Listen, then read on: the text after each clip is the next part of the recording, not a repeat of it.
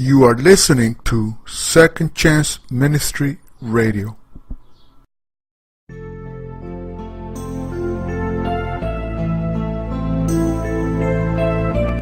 Hello everyone. Thank you for joining me at Second Chance Ministry Radio. My name is Frank S. Garcia.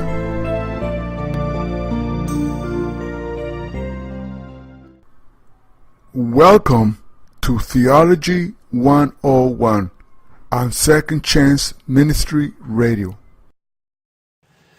Lecture 1. What is religion and why is it worth thinking about?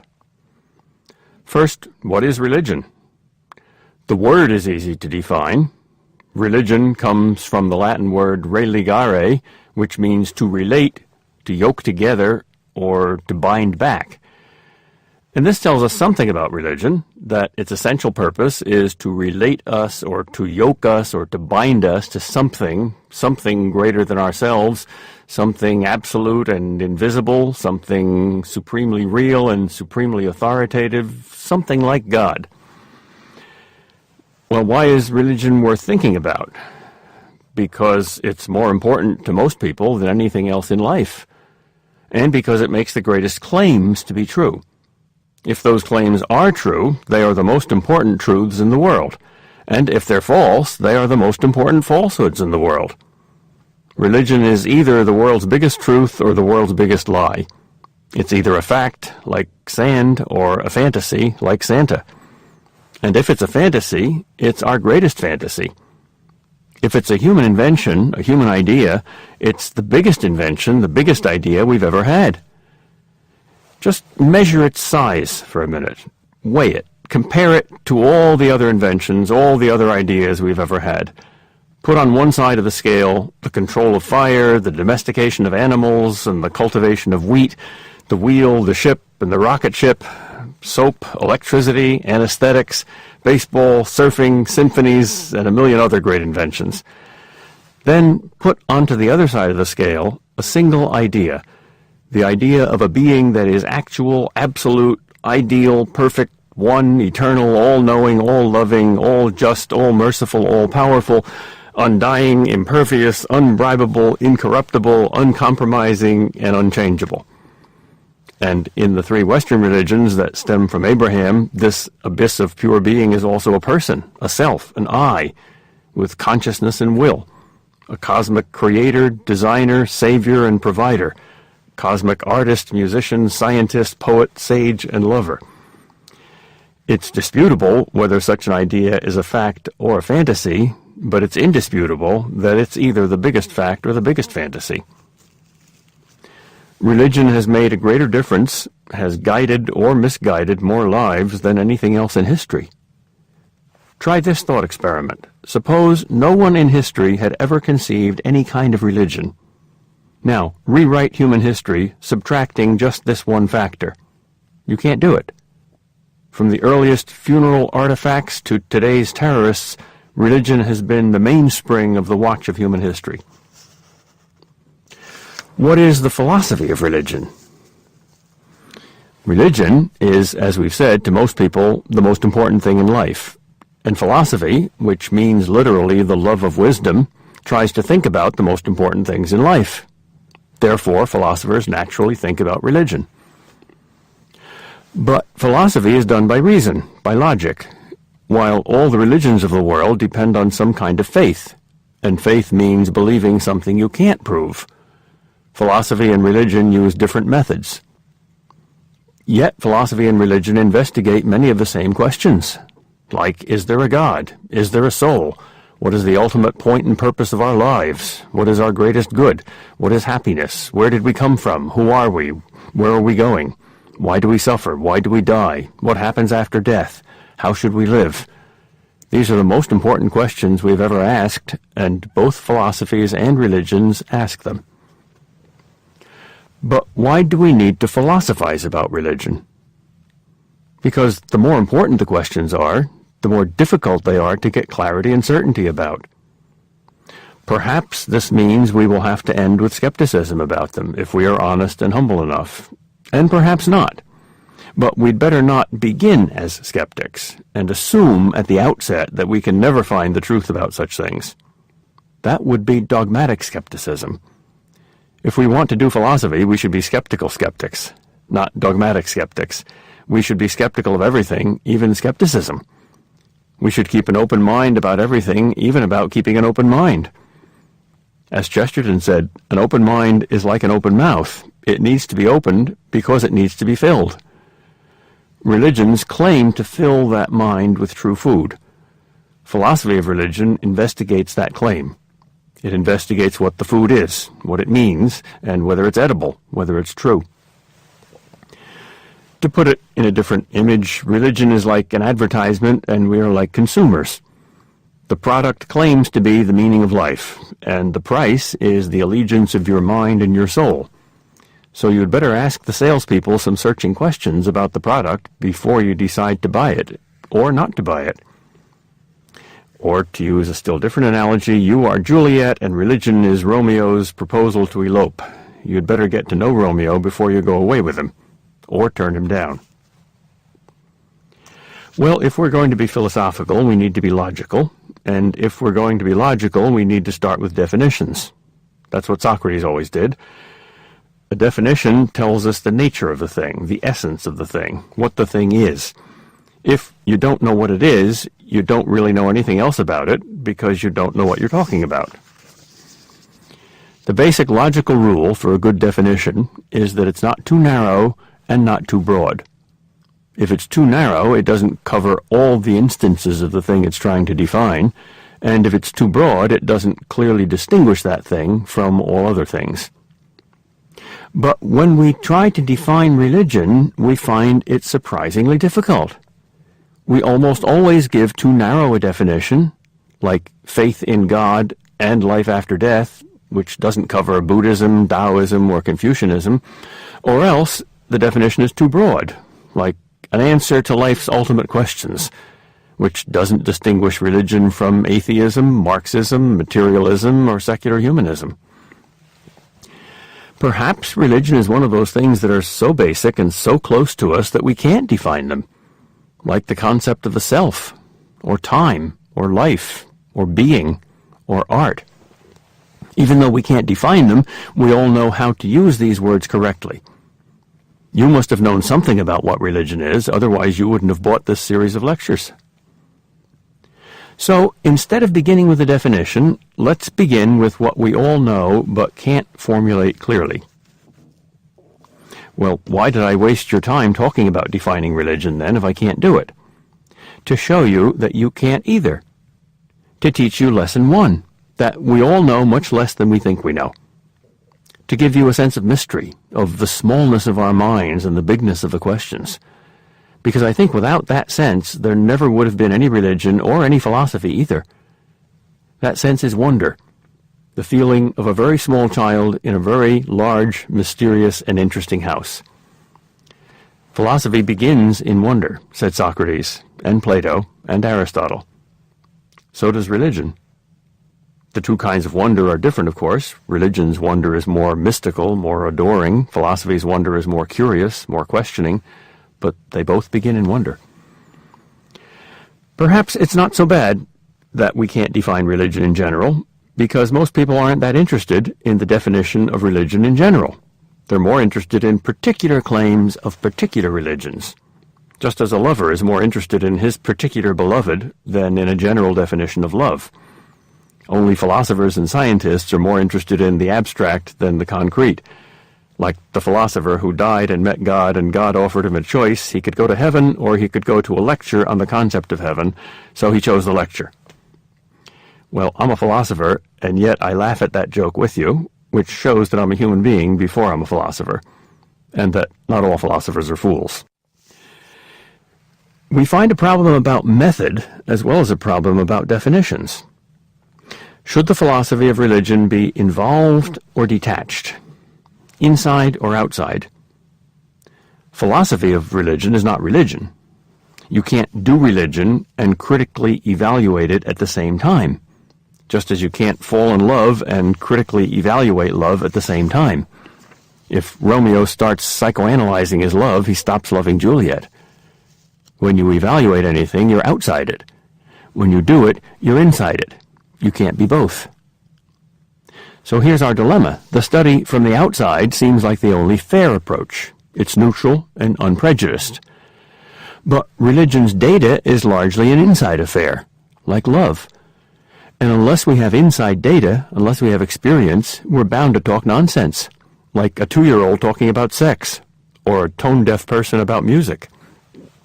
But to speak from inside is not to be neutral and unprejudiced. The lover is not neutral and unprejudiced about his love. He shouldn't be if he's a real lover. Neither is the believer unprejudiced about his religion, and he shouldn't be. By the way, I use the generic he, not because I think men are in any way more human than women, but because I'm a man. If I were a woman, I'd use the generic she. So please don't be offended. Somehow, we need to combine both approaches. Without the outside approach, we have no clarity or objectivity or logical proof. Without the inside approach, we have no data, no experience, only empty words. Does that mean we have to be religious believers and practitioners to do the philosophy of religion? No, but I think it means we need at least some imaginative empathy, just as the believer needs to have some empathy to understand atheism. We all need to listen before we talk back, and that's something both good religion and good philosophy tell us to do. I think an examination of our initial spontaneous attitudes towards religion might reveal something useful. Let's begin there. Here are 4 statements about religion, not the vague, abstract, generic concept of religion in general, but whatever concrete particular you know best, you were brought up in, you believe, or you once believed and you now disbelieve. Which of these 4 statements do you identify with? Number 1. This religion is the most important source of truth and goodness. Truth for your mind about life's most important questions, and goodness for your life and your moral choices and your personality. Religion makes you wise and good. Let's call people who check answer number 1 the believers, or the traditionalists. Number 2, it is the world's greatest illusion and con job. The thing most people believe is the number 1 source of truth and goodness, but which really is not that at all, but is the number 1 source of superstition and oppression. Let's call people who check this answer the unbelievers, or the radicals. Number 3, it is an illusion, or a superstition, or a myth rather than truth, if you take it literally, or too seriously, but it's still a good thing for your life because it makes you better and happier. God is a sort of a good Santa Claus myth for grown-ups. It's not true, but it's good, because it makes you good. Let's call people who check this answer the revisionists, or modernists, or demythologizers. Number 4, it's none of the above. It's simply not interesting, not an issue. Let's call people who check this answer the indifferent. I think if everyone took this test, it would show 2 striking differences between our modern Western culture and all other cultures in history. One of the differences is obvious. There are fewer believers in the West today, especially in Europe, and more unbelievers and revisionists than in almost any past culture. But a second difference, I think, is even more significant. In most past cultures, you could find some unbelievers and some revisionists, but hardly ever any of the indifferent, especially among the thinkers, the educated, the intelligentsia. But in our culture, indifference is probably the majority view of the thinkers. Perhaps that was the category you yourself checked, though probably not, since you were at least interested enough to listen to these lectures. But you probably know many people who would check that category, especially if you live in the blue states, in large cities, or near universities. Yet religion has traditionally been the least indifferent thing, the most passionate thing in human life, the thing martyrs die for, the thing saints live for, and the thing the most fanatical wars have been fought over. It is the most controversial topic in the world. If you want to turn a friendly dinner party into a battlefield, start arguing religion. Why is religion so controversial? Because people are passionate about it. But why are people so passionate about it? Because it's so interesting. Probably its only rival is sex and romance. Why is it so interesting? Because the questions it claims to answer are so interesting. For instance, how can I find joy? What is ultimate reality? What happens at death? And its answers, whether true or false, whether liberating or oppressive, are surprising. For instance, that you find joy by dying to the desire for it, or that ultimate reality is a single being so real that it is indefinable, or that death is your opportunity for supreme life in consummating your life's courtship with this being. That might be a great big fairy tale or a great big truth, but how could anyone find these claims small or boring? But we still haven't solved our dilemma about method. Is there any method that fulfills the demands of both the outside approach and the inside approach? I think there is. In one word, listening. If we begin with the outside approach, listening will send us to our data, to listen carefully to it, and to the religious believer, and to the critic, and to the saint and the mystic, to listen to their passion, to empathize, to try to enter into their experience imaginatively as best we can. If we do not listen respectfully and non-judgmentally before we begin to judge and evaluate and argue, we will have no data about religion. We'll have only words. And it's the logical and objective and scientific approach that demands this listening, this attention to data. That's the basic rule of fairness in any conversation, to be a good listener. That's precious. And unfortunately, it's also rare. The inside approach also demands listening, because every religion in the world tells us to listen. To God, wherever he speaks, or to whatever is the ultimate reality, even if it's not called God, and to listen to our own deepest selves and to each other, and to listen to justice and reason as well as faith.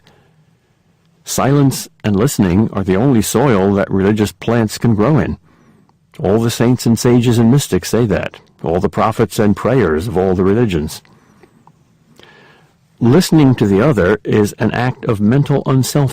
Every religion in the world declares war on our natural selfishness and egotism and narrowness and prejudice and self-righteousness. The saints of every religion are strikingly similar there. Their creeds look strikingly different, but their souls look strikingly similar. And saints are religion's best selling points. It seems only fair to judge a company by its best products, though listening to all the data demands that we listen to its worst products too. Listening doesn't contradict talking back, asking questions, and being critical. Those are two parts of the same thing, honesty. And these two parts of honesty have proved to be humanity's two most powerful instruments for finding truth in every field, from understanding people to understanding the universe. First listen, then talk back. Well then, when we do this talking back, when we do this critical questioning, how do we do it? Is there a method? Is there a structure? Yes, there is. It's called logic. Basic logic tells us to demand three things of any argument: clear definitions of terms, true premises, true data, and logically consistent proofs. And the rules of logic apply always and everywhere, in every field.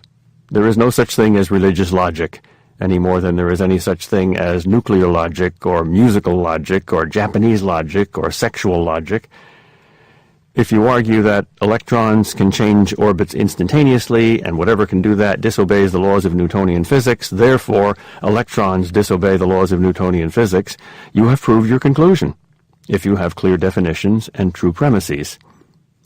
And if you argue that music is powerful, and everything powerful is dangerous, therefore music is dangerous, that is a logical argument.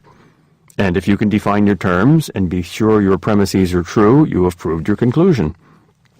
Just as if you argue that Zen meditation reveals the emptiness of yourself, and whatever reveals the emptiness of the self is the solution to the puzzle of the self, therefore Zen meditation is the solution to the puzzle of the self, that is a logical argument. And if the terms are clear and the premises are true, you have proved your conclusion. The rules of logic do not change when we insert religion into the content. What is illogical is simply unintelligible. If you say that God can perform not just miracles but contradictions, such as making good to be evil and evil to be good, if you say that God can really violate not just physical laws but logical laws, you have not said anything that has any meaning at all.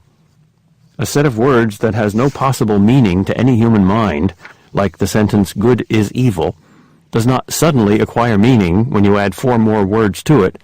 God can do this. What I've just said about logic and religion is not a religious or anti-religious opinion that some people believe and other people disbelieve. It is a self-evident truism, like 2 + 2 = 4, and I think no one can disagree with it if only they understand what it means. But though the laws of logic must apply to religion, what about the laws of other, more specific methods that we have found useful in other fields, such as the scientific method? Clearly, it would be unfair to argue, as one famous atheist did, that God does not exist because I cannot find him in my test tube. You cannot find your own mind there either. You can only find chemicals there. And the word God does not mean some chemical. There is absolutely nothing wrong with the scientific method, but that doesn't mean there aren't other good methods too. And to say that we should believe only what can be proved by the scientific method is self-contradictory, for that principle, that we should believe only what can be proved by the scientific method, cannot be proved by the scientific method. But we might be able to use some parts of the scientific method in religion, though not others. One of the most important steps of the scientific method is called universal methodic doubt. It means beginning not with unquestioned assumptions, but with doubt. Subject everything to question. Assume nothing, demand proof of everything. This principle is very useful not only in the hard sciences, but elsewhere, for instance in detective work, or in practical politics, or perhaps even in philosophy.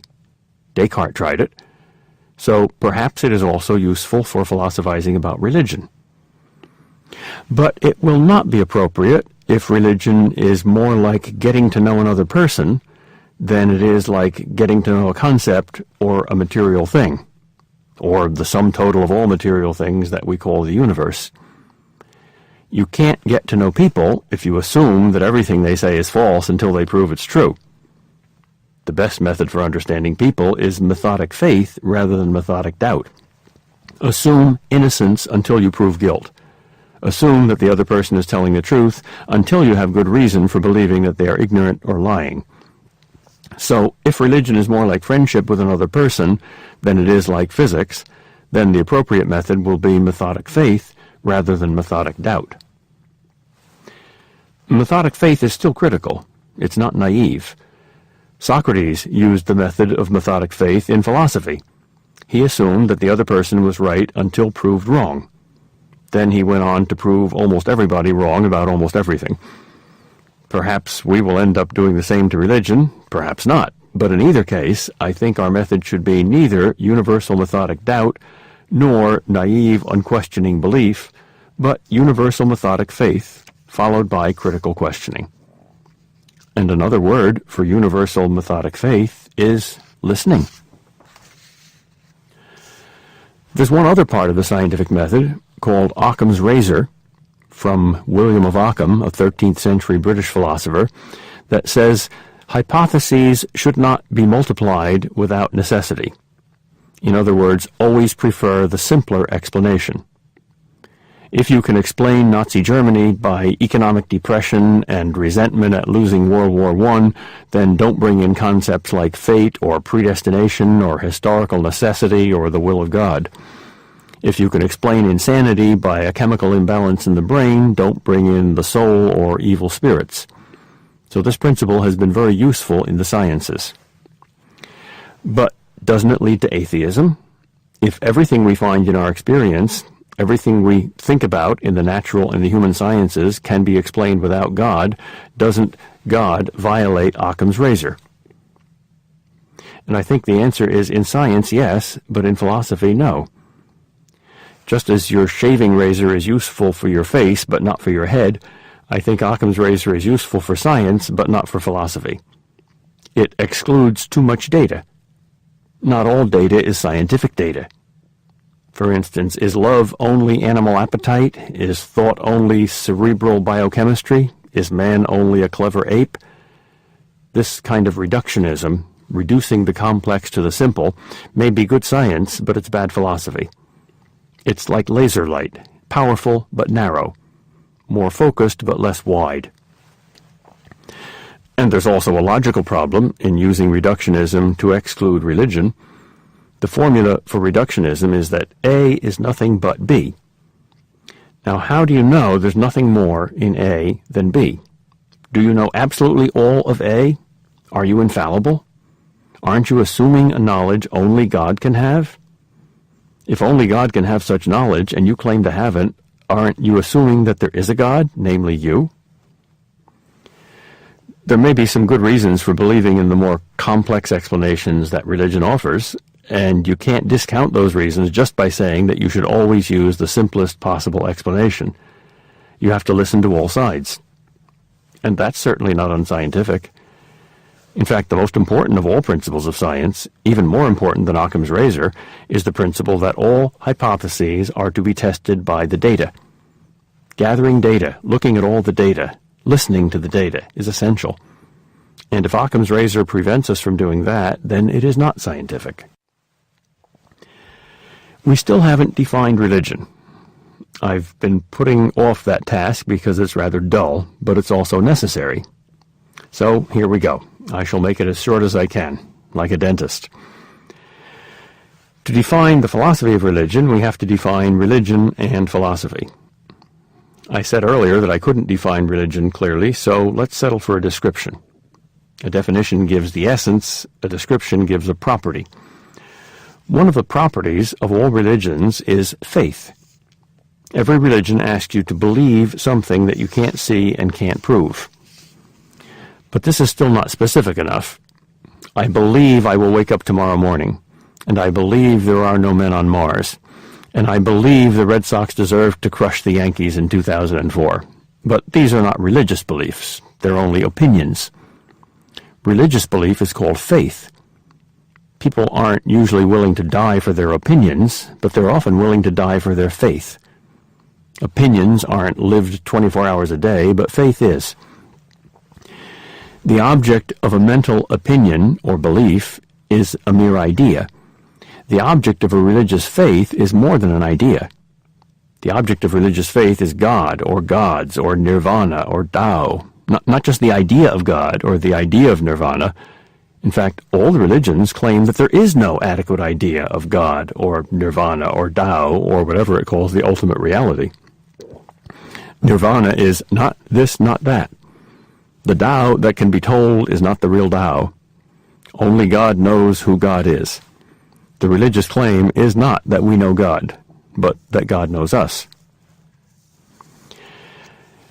Philosophy is a bit easier to define. Philosophy of religion is a subdivision of philosophy, and philosophy means the love of wisdom.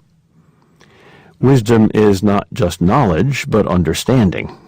And understanding not just things like languages and animals and geometry, things we can all see and learn about scientifically and commonsensically, but things like human nature and moral values and the purpose of human life, if there is any, and the ultimate reality, or the ultimate explanation for all reality, or something like God. And since all religions claim to tell us something interesting and important about human nature and moral values and the purpose of human life and the nature of ultimate reality, or God, therefore there is a natural interface between philosophy and religion in subject matter, even though there's a sharp distinction in method. Philosophy uses only reason, not faith. It critiques faith, it evaluates faith, as it evaluates everything else, by reason. So we had better define reason, too, because there are broader and narrower meanings that often get confused. I think Socrates and Descartes and Kant are the three thinkers who most importantly changed the meaning of the concept reason, all narrowing it in different ways. So we can distinguish four meanings of reason, increasingly narrow as they get increasingly modern. the pre-Socratic, the Socratic, the Cartesian, and the Kantian. Before Socrates, reason meant everything that distinguished man from animals, including intuition, mystical experiences, and dreams. Socrates narrowed it to mean giving clear definitions and logical proofs. Socrates really invented logic about 2,400 years ago. Then, about 400 years ago, Descartes narrowed it further to mean something more like the scientific method, even in philosophy. The act of calculating, reasoning, proving, rather than wisdom or understanding. Something we all have an equal ability to do, rather than something like wisdom that some of us have more of than others. Finally, Kant psychologized reason. He said that our reason constructs or shapes the world rather than discovering it, so it can't know things as they are in themselves. We can't know objective reality by reason.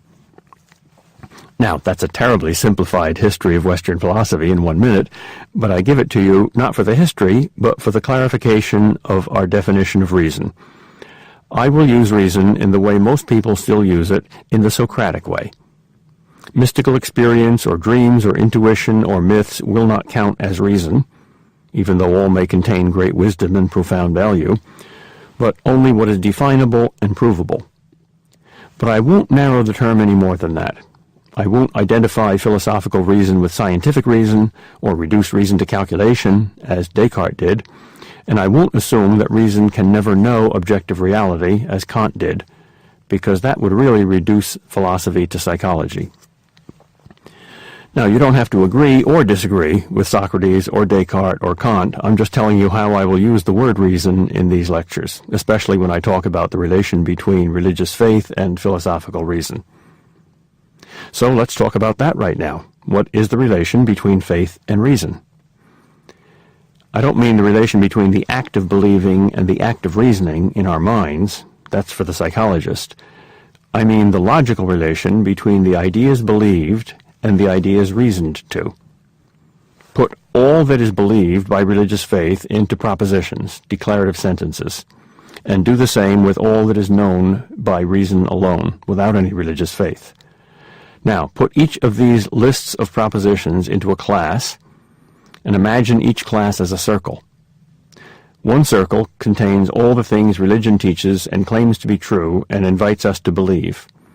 The other circle contains all the things we can define and prove by reason. Now our question is, how are these two circles related to each other?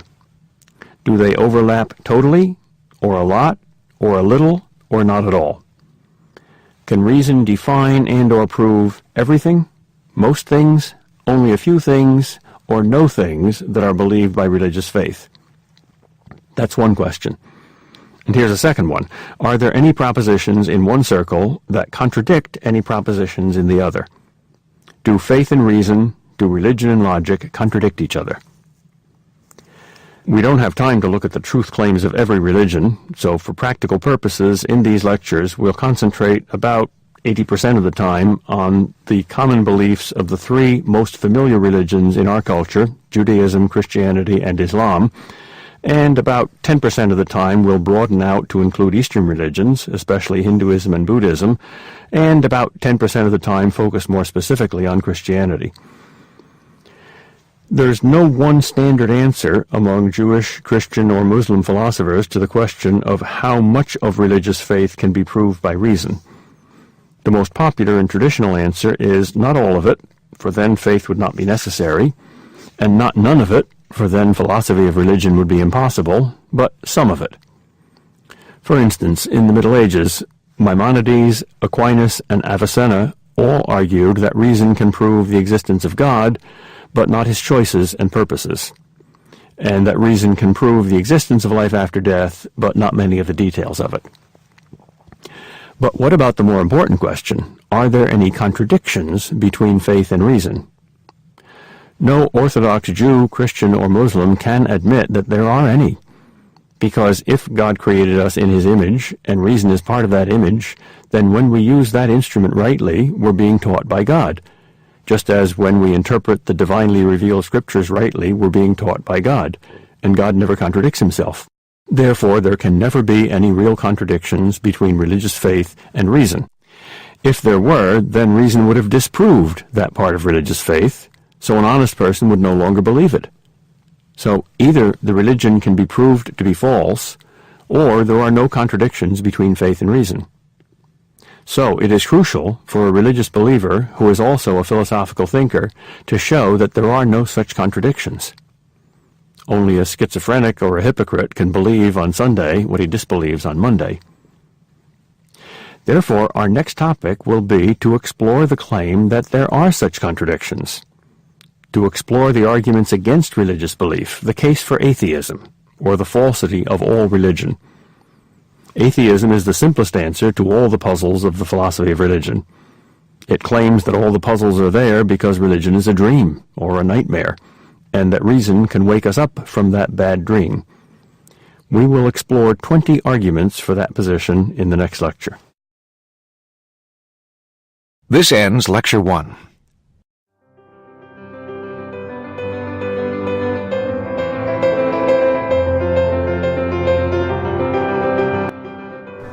Thank you for listening on Second Chance Ministry.